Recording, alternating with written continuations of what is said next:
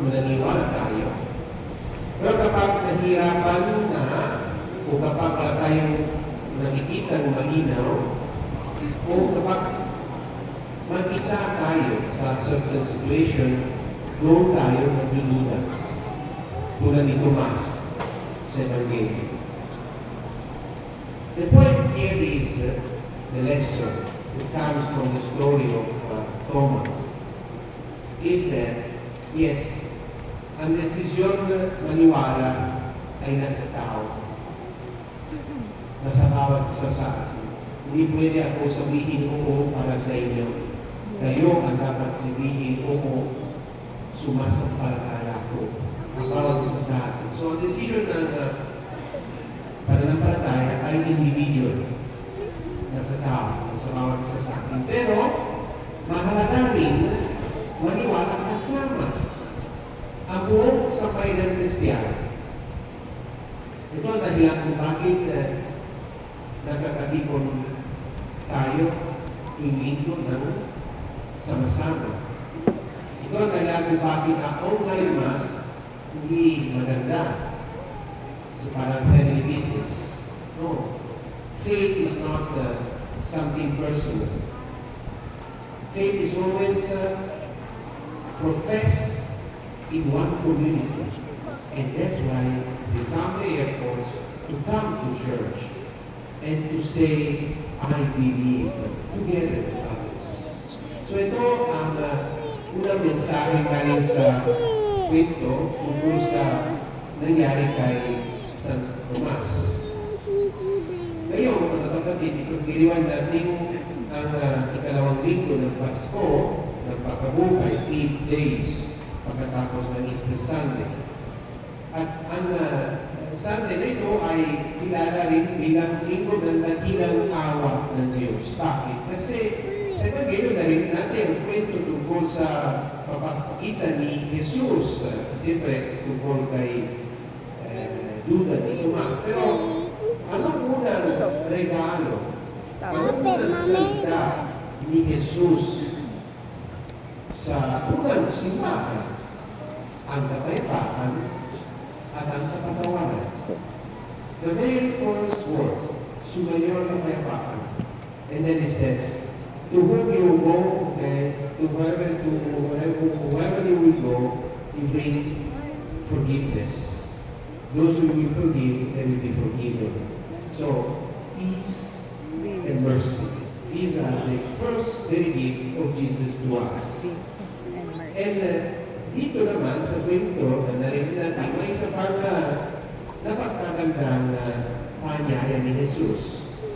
Mapapalan ang mga hindi nakakita at sumampalataya. Sino sila? Tayo. No one, walang sinuman dito ay nakakita kay Jesus. Pero, sumasampalataya tayong lahat sa Kanya. So ito ang unang mensahe para sa atin. Tunay na biyaya ang ating pananampalataya. Isang biyaya tinanggap natin sa Binya at ngayon ay inaakayahan na tayong muling buhatin kasama sa buong sambayanan Katoliko. Ito ay biyaya na kailangan natin sa ating buhay. Ang biyaya hindi maaaring mawala sa ating buhay. Yes, maybe sometimes we doubt, nagdududa tayo, pero nandun pa rin ang ating pananampalataya at nandito pa rin tayo sa simbahan. So, itong unang biyaya, I would say the only blessing that we need in our life, our faith. Because faith can help us to face any situation with hope and love. Pero hindi pa rito, malino ay isang pang mensahe para sa bawat isa sa ating sa Evangelyo. Ang pananampalataya ay ang susi. Ito ang susi na nagbubukas sa atin sa kapayapaan, awa at buhay. Ito ang tatlong dakilang kaloob na muling nagugay ng Panginoon sa kanyang simbahan. Mula noong hanggang ngayon, hanggang sa atin. Sa Evangelyo, inanulit sinabi ni Jesus, sumanyaw na kapayapaan. At pagkatapos, ibinigay niya ang misyon ng awa kung kanino ninyo ipatawad ang ito ay ibinatagawad at ibinagak pa ni Juan ang nagsulat sa ng Ebanghelyo. Ang lahat ng ito ay sinulat upang tayo ay sumampalataya na si Jesus ang Kristo, ang anak ng Diyos, at sa pamamagitan ng pananampalataya nito ay magkaroon tayo ng buhay sa kanyang pangalan. So, kapayapaan, kapatawaran at buhay. Kaloob ng mga ito, meron na tayo nitong nagkatong biyaya, ginanlinghi sa ating puso sa pamamagitan ng ating pananampalataya. Gayunpaman, hamon din ang tatlong kaloob na ito. Kailangan natin isabuhay ang mga ito. Paano? Halimbawa, ang kapayapaan. Tayo ay maging tagapagdala ng pagkakasundo. Ito importante, lalo na ngayon sa oras na ito para sa buong mundo. Hindi natin alam kung anong mangyayari doon sa Middle East, sa pagitan ng USA and Iran. Pero that war is really affecting each one of us. So let us pray for peace. But siyempre, hindi naman sa buong mundo, sa ating pamilya, sa komunidad, sa simbahan, madaling magtanim ng sama ng loob. Pero ang kapayapaan ay nagsimula sa isang desisyon natin, ang magmahal. Ikalawa, ang awa. Magbigay tayo ng awa tulad ng tinanggap natin. Lahat tayo ay tumatanggap ng awa ng Diyos araw-araw. Kaya inaanyayahan din tayo maging mawain sa iba. Halimbawa, sa halip ng manghusga, unawain ang sitwasyon ng iba.